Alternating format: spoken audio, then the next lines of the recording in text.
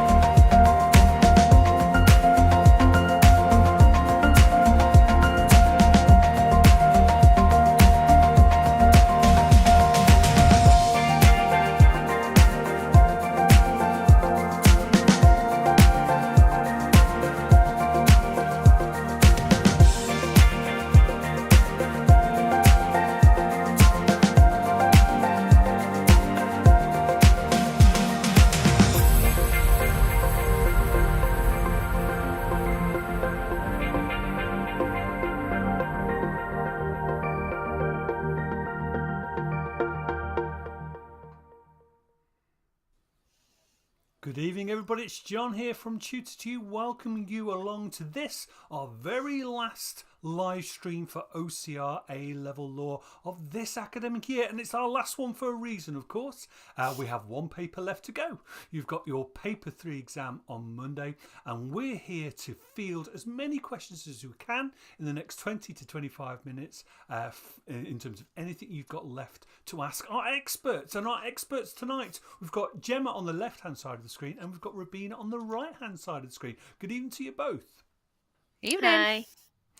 I think I've got this right. Gemma, you're going to sort of field the more contract law type of questions, and Robina, you're going to concentrate on anything human rights based. Yeah, definitely. Wonderful, wonderful. And I can see that we've already got a couple of questions coming in from X, I think it is. We do have a little PowerPoint that we've got ready.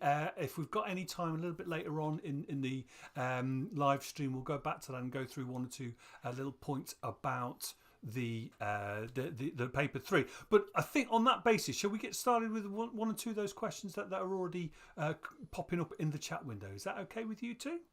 Yeah, sure. Yeah. I'll take the first one, a contract law one. I'll start off. For the terms evaluation, which specific areas can terms as a topic be broken down into? So the specification does state that it can be broken down into incorporation of terms. So there we could be looking at how terms are incorporated into a contract through business efficacy or custom, for example. It talks about how terms are classified as well. So that could come up. Different types of terms there, and also exclusion clauses as well could come up in your evaluation. Remember as well, in your evaluation question, you could be asked on any of those areas, but also about ideas for reform of those. Okay. So you've got to make sure that you are looking at evaluative areas of terms, but also Has there been ideas for reforms? How have they been reformed? Has it been reformed successfully? Are the ideas for reform, where do they come from? Are they good ideas? What do you think about the ideas? Does it even need to be reformed? Could you say, well, actually, it's fit for purpose, it's working, it doesn't need to be reformed? So you've got to bear that in mind on your evaluation question. And we were just talking about this before, weren't we, Rabina? All your questions here, doesn't matter whether you're doing contracts or human rights, are all 20 marks Yeah. here. So you've got to be splitting your time equally between all the questions, and making sure that you are giving them the time that they warrant, which is slightly different than you will have done on your paper 1 and paper 2. Here we've got all the big mark questions in your last paper. Okay. Rabina, do you want to take a question, or do you want me to take another Yeah. one? No, I can take that one. That's fine. So, do the questions tell you what they want? So, we'll specifically ask you. I th- Obviously, I can only speak for human rights. They do tend to be quite prescriptive now, in compared to a few years ago. So, if you were doing sort of the human rights side, you would expect them to ask for a specific article or a particular restriction. So, it might say, have the police exercise their detention rights lawfully? So, it sort of gives you an idea of what you're looking for. Or if it was something like breach of the peace, trespass to land, it would be asking you specifically in that scenario question, or even in the evaluation question, what it's wanting for you to do at that particular point. I'm not sure, Gemma, can you elaborate contract wise? Would it specifically? There will be. They might be asking you on going into more detail. They might be asking you, has the contract been formed here? Is there valid Yeah, consideration? It really depends, and you've got to be reading that question and making sure as yeah, well that you are answering in all of them, not just in your contracts and human rights, but even in your evaluation or in your first question, which is looking at, it could be law, morality, law and justice, law and society, making sure that you are answering the question, yeah, and not wasting time as well, spending those few minutes planning your answer, yeah, making some notes on the margin of the page, etc. Particularly here more so than ever, because they're all 20 markers, so you can't be halfway through it and then realise you've gone on the wrong area. So do spend, and I know time is really precious, but do spend those couple of minutes thinking, jotting down those couple of notes on the paper, I would suggest as well. yeah. I definitely would agree with that, especially with this paper being such a big paper. As soon as you read that command, read it again, double check, what it's asking for, especially with areas that it could be within an article question, or it could be on its own. So something like obscenity, does the question want Article 10 or does it want obscenity? So I agree with Gemma there, making sure you make those notes as you just quickly decide what side you're doing, and make sure you read both sides. I don't know about your students, but I know a lot of ours see that first side, think that, oh yeah, I can do that, and answer it, when that second side might even have nicer questions on there. So it's making sure you've checked both sides, you know exactly what you're going to do, and make those notes. There was a question a little bit higher up, Johnny, to do with the nature. I don't know if you can find where that's gone. The nature of X, law. do Ah, you there you go. know? There you go. Do you think that we're able to memorise nature of law essays and adapt them to the question asked? I think there you will have learnt law, morality, law and justice, law and society are the different areas. I think there is some areas of the theory that Yeah, you can learn, not in a sort of a model answer sort of way, but there are some areas that you definitely can learn going through your different theorists, definitely, yeah, for some of those marks, and then use that and adapt it to the particular area that the question is being asked on. So I would suggest that there is, but you won't to an get your full extent. 20 marks from just memorizing. You Yeah, can only go so far with that. But I suppose that's a good revision strategy for some of the marks at least. And I think that gives students confidence as well, don't they? If they know of, yeah, uh, and also my students are always like, "Oh, how do I start it? How do I start it?" And if you yeah, go in there knowing that you can start off your first couple of paragraphs on justice, you've got that in the bag. I think it yeah, gives you a bit of momentum, doesn't it? A bit of confidence, makes you yeah. feel good there, I think. Yeah, definitely. And again, because they've got that element of choice as well, I think that helps you.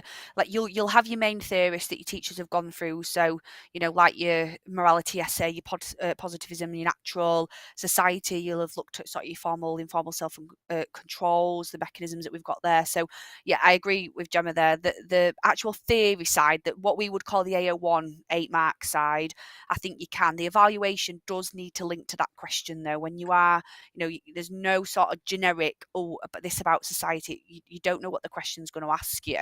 If it asks about the impact that society's had on the law, that's going to be very different to the opposite.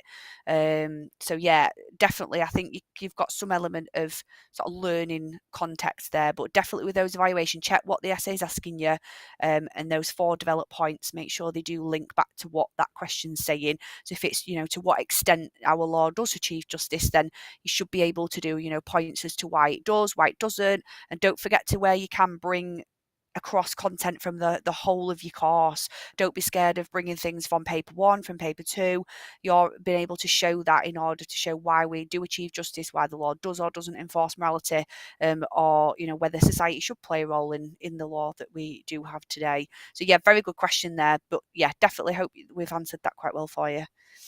I'll take a contract law one now. Excuse me. Yeah. Halima, what is tender of performance? Now, performance is how a contract comes to an end, and performance should be complete. It should be exact, and then your contract is fully performed. And that wouldn't that be brilliant if that happened in all instances? But of course, it doesn't. Okay, so sometimes performance is prevented. Tender of performance. This is where a party is willing to perform their obligations, and they do try to do that. Okay, so they tender performance. They try and perform the contract, but the other party says no. Basically, the other party doesn't accept performance, and then the party who is seeking to tender performance is discharged from the contract, and the non-accepting party, the party who turns around and says no thank you, is liable in damages for non-acceptance. So that's in a nutshell tender of performance. Turning around and saying no is where performance is tendered but refused. Okay. Do you want to take another one and then I'll take Millie's for the Do theories? you want to take Millie's first? Yeah, go for it. So do you apply every Okay. theorist? I'm confused about the structure. So the nature of law essays, there's a couple of ways you can do them, Millie. So you can, there's the interleaved approach where you do a little bit of content, a little bit of theory, then apply, or you would go and do your sort of AO1 first, or the law on the theory, and then go through and evaluate. It's entirely up to you what you prefer. I personally teach my students both ways. We did want to prefer them to do it interleaved, but actually it probably works better for a lot of them doing it sort of blocked AO1 and then AO3. I've always said where possible as many theorists as you can, but again, going back to what Gemma said, you've only got 30 minutes per question. You need a little bit of reading time. So if it's something like society or even justice, where you've got 4 theories of justice, 4 types of justice, that is a lot. I think as long as there's a wide range, you're going to be able to get into that excellent bracket. So make sure where possible, if you can, but do focus on that timing. And if you've got at least a couple of theories that you can then compare, especially in that evaluation, I think that's probably more worthwhile than listing every single one down when you're only really going to get the maximum 8 marks, and it's more about the evaluation of what the essay is actually saying in that particular point there. So yeah, where possible, but don't worry if you can't do all of them. Get that context down first, and then you might be better going straight to the evaluation depending on what the essay questions actually asking, and look through those past papers over this weekend just to remind yourselves of the sort of essays that can possibly come up on that left hand side. I'll take a contract law question now. Jasmine, Mm-hmm. what do the rules on incorporation and interpretation do in exclusion clauses? So you have an exclusion clause, but to be valid, an exclusion clause has to be incorporated into the contract. And there are various ways in which that can occur. So it could be incorporated by signing the contract. Once you sign the contract, then you're deemed to be bound by it. And unfortunately, unfortunately, whether you've actually read it or not. So be careful, okay? Because as soon as you sign something, you're basically done for. And that is one way in which exclusion clauses are incorporated. You might have learnt the case of Lestrange and Graucob about that.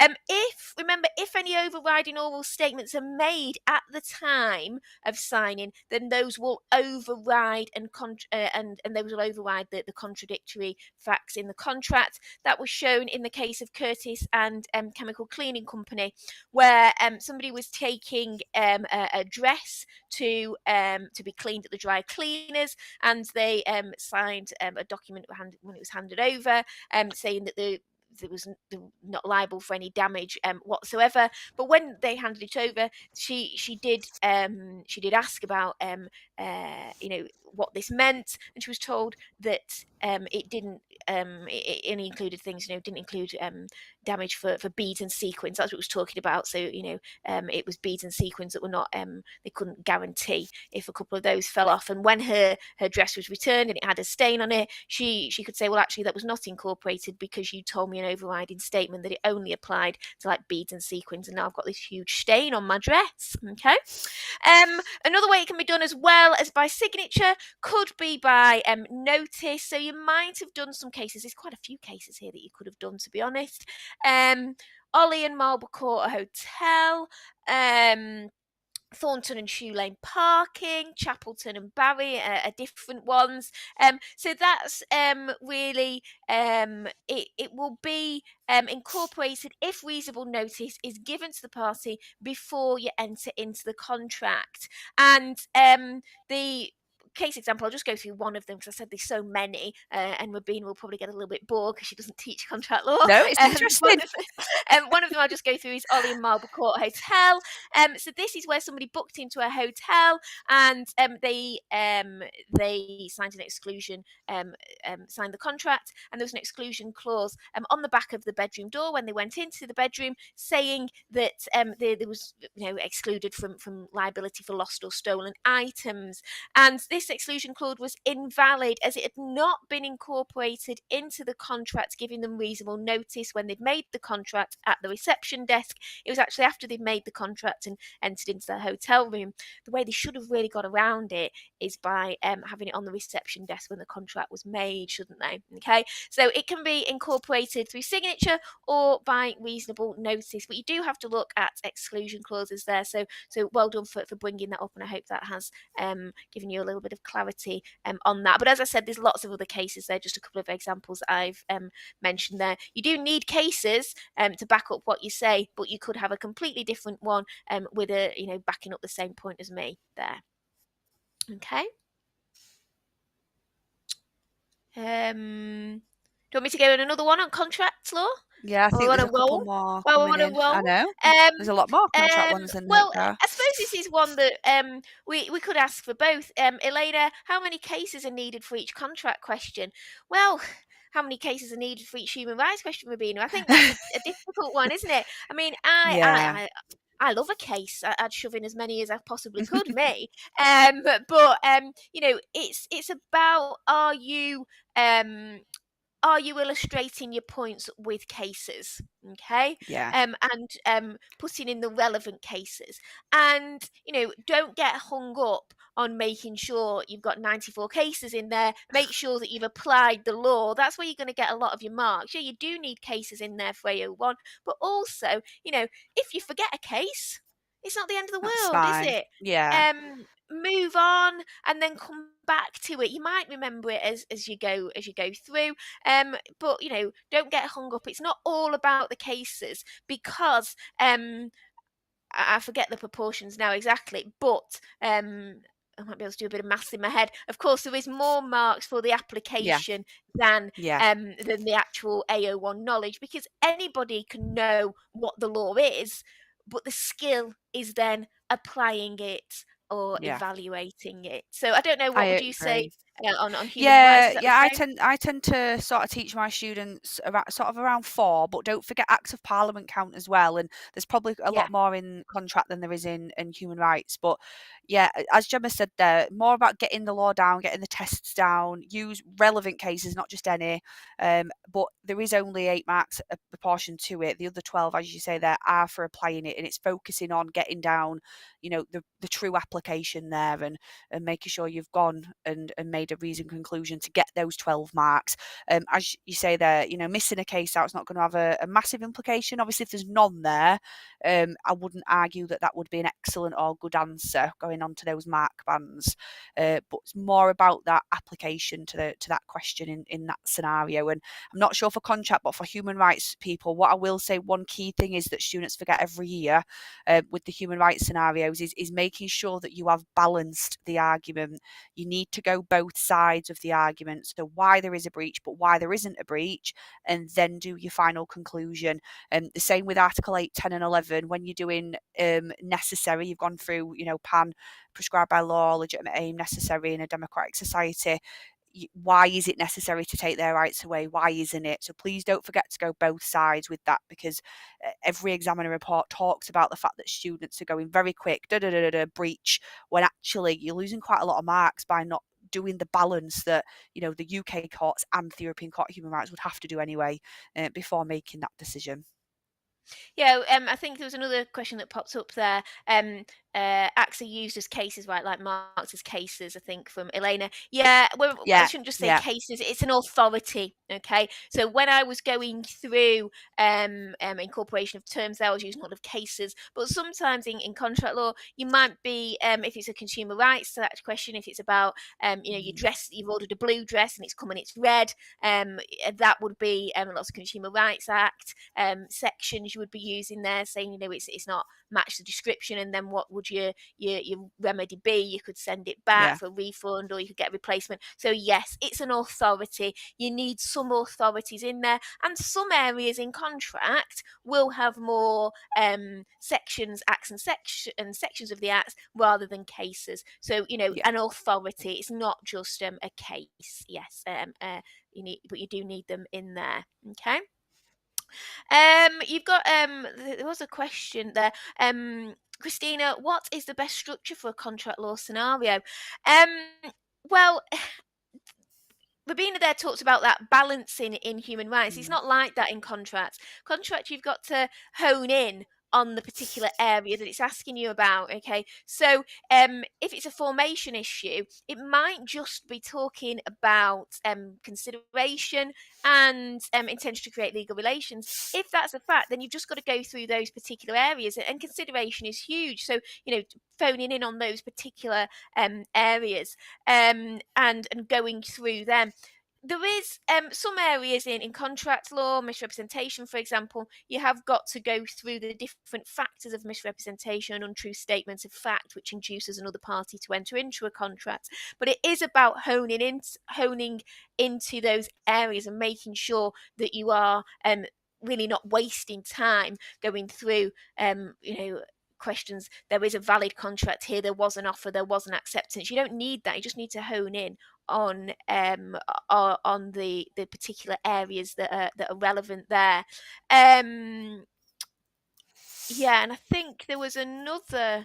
Do you want to take a question while I find it? There was another question on there. Let's just have a look. It's Elena. It's quite further up. It was one of the early ones. How much in detail do you need to know the remedies?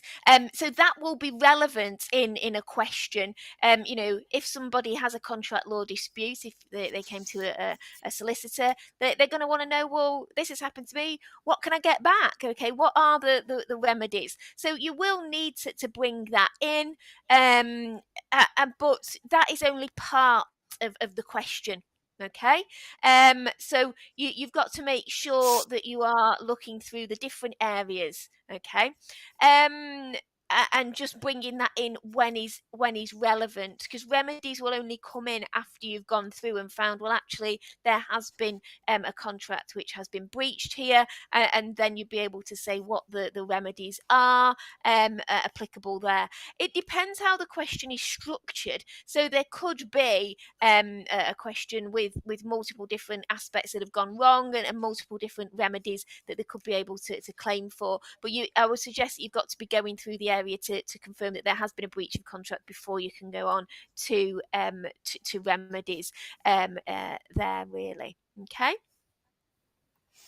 Excellent. Where are we looking at for the next one then? So there's a question from X. Is there a possibility for a nature of law to come up as a topic? If it did, would we discuss nature of law of a whole? So on that left-hand side, you sort of got four main areas where those two essay questions can come from. So law and morality, law and justice, law and society, and sort of rule of law, which I'm not sure if that's where you're sort of wanting to focus on there. So that's where you'd get your choice of the two from. You would pick sort of one of those four and complete that for the sort of 30-minute, 20-mark essay question there. Same for you, isn't it, Gemma, for that side? Yeah. We've got a question here, Millie Chapman, and I think this is, well, we could alter the question for human rights as well. Do I need to know the case facts for contract law if they are relevant to the scenario? You don't need to explain case facts in your answers, okay? We do know the case facts. The examiners know the case facts. You don't need to go through those. If you've got a case scenario which is very like a case, and you know that, you can say, as was like in the case of, so you might say something like that if you know it, but they're not really testing for that knowledge. It's, do you know the principle of what was decided in that case? Do you know the relevance of a section of the Act, what that section says? Okay, so you don't need to know the minutiae detail. Don't waste your time by putting that in. I would say if you do see that something's extremely similar, mention it, but then move on. You're not going to get marks for that. That's never come up in a mark scheme at all. So I wouldn't worry about that. Okay. Let's have a look. We've covered the majority. I'm just scrolling up. I'm trying to have a look. Do we need to remember all that? Well, you don't need to remember all the sections of the Consumer Rights Act because you won't have been taught all the sections of the Consumer Rights Act. I don't even know all the sections of the Consumer Rights Act. So definitely don't spend your time doing that. But there are certain ones that are really relevant. And when the Consumer Rights Act comes up, you've got to be able to spot that it is a Consumer Rights Act. So it's got to be between a trader and a consumer. And then your next question is it for a good or is it for a service? It could be for both, couldn't it, as well? So it could be a supply of a bath and somebody fitting a new bathroom. Okay, so it could be for both areas, and you've got to know the ones that you've been taught on that. So is it fit for? Is it match description? Is it fit for purpose? The main sections there, and also know the applicable remedies. Okay, so that you could get that you could send it back for for replacement or for a refund. The same when it's being supplied goods and services. So have they done it with reasonable care and skill? Has it been provided within a good time frame, etc.? Okay, and again, know your remedies there. I think that a lot of us do know that. That if you order a red dress and it comes and it's blue, then you can send it back for a refund. Okay, and I think everybody could write that in if a scenario came up like that. But you will get the extra marks there for knowing why, for putting in your sections. Again, like we were saying before, it's that authority, isn't it? those authorities that are picking up, substantiating your points there, and knowing when to apply them, picking out, you've ordered some waterproof trousers, but they're not waterproof. Well, they are, I would suggest, not as described, but also not fit for purpose. If they're described as waterproof and they're left in water, not fit for purpose. So as well, just because you've highlighted one section of the Consumer Rights Act that applies, don't stop there. Okay, are there others that are applicable? Okay, and just have like a run through it in your memory to go through the sections and make sure that the remedies tie up with them. Okay. Can I go for another one? Go for it. Yeah, misrepresentation. I love a bit of misrepresentation. I do. So I'm glad a question came up on this. Yeah, misrepresentation is one of your vitiating factors, which makes a contract voidable. You should only mention misrepresentation if it comes up in a scenario, but you've got to mention types of misrepresentation, whether it's fraudulent, innocent, or negligent, because you will get marks for that once you've gone through your misrepresentation and say whether there's been an untrue statement of fact, which has induced the other party to enter into the contract. And then you do need to go through and say which type of misrepresentation it is. You will get marks for that because that could impact on the different remedies that are potentially available. Okay. Another human rights one there. Isabel, for human rights section B, well, one question on Article 1 HR, English law in relation to scenario. There's no set rule, Isabel, but if you do look at the past papers, that there is a little bit of a pattern. I wouldn't say for definite, and I wouldn't want to guide you that way. Obviously, depending what happens on Monday, but especially if you look at the 2023 paper, the first scenario was linked to an article. So I think the first side was Article 5 and then Article 10. And then the second scenario was linked to a restriction, which was, sort of based on mainly sort of English law there, isn't it? So Acts of Parliament or common law. But there isn't a definite that it has to, and also it doesn't have to be a restriction that would link to that article. So, it was 5 and a little bit of police, 10 obscenity, defamation, which again they linked within those articles, but it doesn't necessarily have to be, because you have got areas such as judicial review that could be a scenario question, public order crimes under the Public Order Act or Criminal Justice and Public Order Act, and then you've got a lot of these smaller areas like breach of the peace, trespass to land, reaper. So there is a bit of a pattern. I would look at, especially the 2023 paper, 2022 paper. So not distinctively, but I would be very surprised if every scenario was an article. There is usually something that's a little bit different there based on some of the restrictions, because you've been taught so many. So they want to make sure that, you have got that knowledge of all the sort of limits there and not just the rights that the articles contain. Okay, can I slip another one in there? I love this question. It's got a bit of Latin in. What is the contra preferentum rule? Well, this is saying, what you should do when clauses are ambiguous in a contract. And really, from the Latin, it means contra, against, and preferentum, I can't say it now, against the person who drafted it. So it really means that if there is an ambiguous clause in a contract, this should go against the person who drafted the contract, because otherwise it would be too much in favour of them. Okay, so thank you, Jasmine, for that question. Thank you, Jasmine, Wow. and thank you to everybody who has put some questions in tonight. I'm afraid we've run out of time. Huge thank you, of course, to anybody who has put the questions in, but an even bigger thank you, of course, to Gemma and to Robina for those wonderful answers.